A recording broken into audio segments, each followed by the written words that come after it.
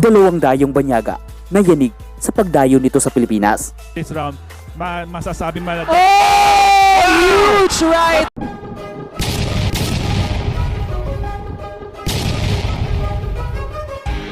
Sa ginanap na bakbakan sa Bohol, nahatid sa atin ng PMI Boxing Stable, ay may dalawang Pinoy nga pala na lumaban sa dalawang banyagang dumayo dito sa Pilipinas.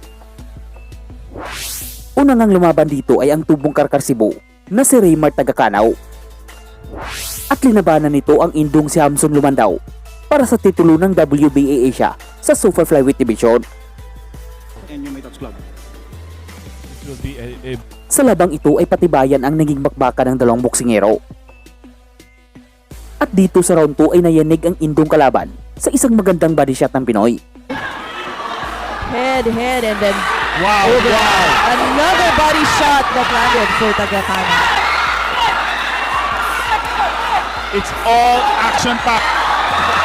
Nakabangon man ito at naging matibay sa laban, pero hindi na ito nakaligtas sa isang overhand right na tumapo sa laban sa loob ng round 6. Overhand!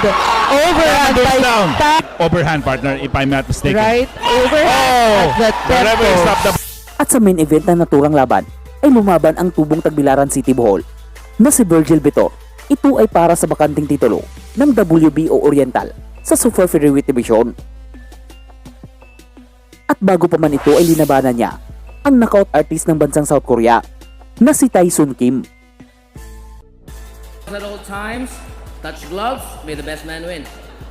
Sa umpisa pa lang ng laban ay gigil na gigil ang Pinoy na patutulugin ang Koreano.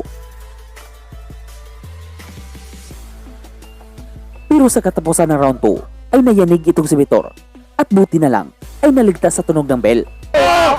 Tyson Kim get caught. Also, Oh! Bit of Oh! down. oh! Tyson Kim.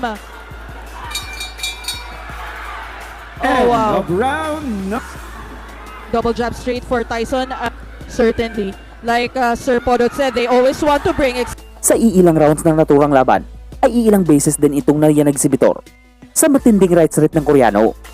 Pero dito sa round 7 ay biglang nabuhayan ang Pinoy at kumonekta ng isang magandang 1-2 na tumapos kagad sa laban. 1-2 combination. by Verel Vitor.